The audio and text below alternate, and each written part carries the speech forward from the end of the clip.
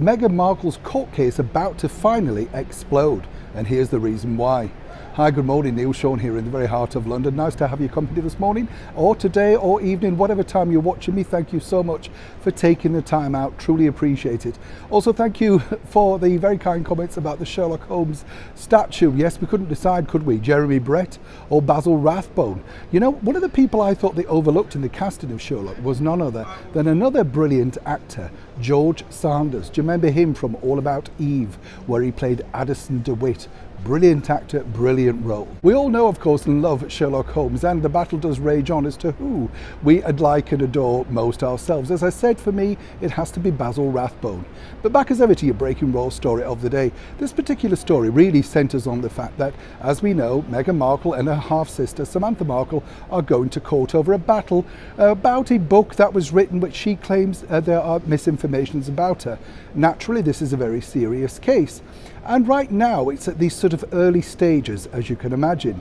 The bigger problem now that Samantha Markle has herself could be herself, Samantha Markle, and let me explain the reasons why. The problem really centres on the fact that Samantha seemingly can't keep it shut, and I mean that in the politest of terms.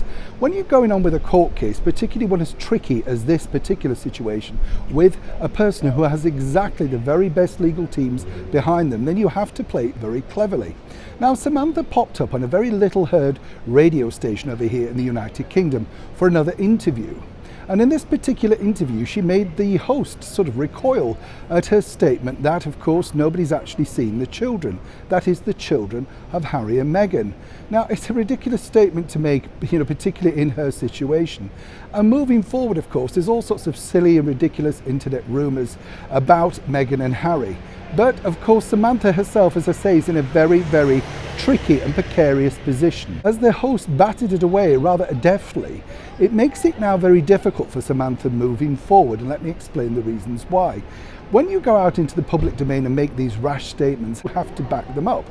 And given the fact that now Samantha and Meghan could see themselves face to face in a courtroom for the very first time in a number of years, they could possibly, and as ever we have to say allegedly, use this particular material to say that she is unstable and spoken about her half-sister on numerous occasions in a very bad light. As I say here on the show, we present things in impartiality, so I'm bringing you both sides of the story.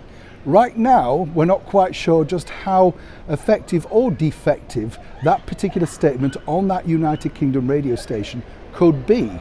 But as we've seen with another high-profile celebrity case, that of Johnny Depp and Amber Heard, everything can be brought out in the courtroom, good and bad. And of course, as ever, it's up finally to the jury to decide who they believe. I was advising Samantha Markle regarding these statements that, of course, she's upset with regarding the book and the false truths that she claims, then I would definitely be keeping it zipped until I got to court and presented my case in a more full and honest way. I would definitely not suggest any more TV appearances or more printed interviews or indeed radio appearances. All this can prove rather damaging on both sides. And as ever, as we always say here on the show, there's truly no winners in the court cases other than the lawyers. As ever, when I know more, you'll know more. Neil Sean in the very heart of London.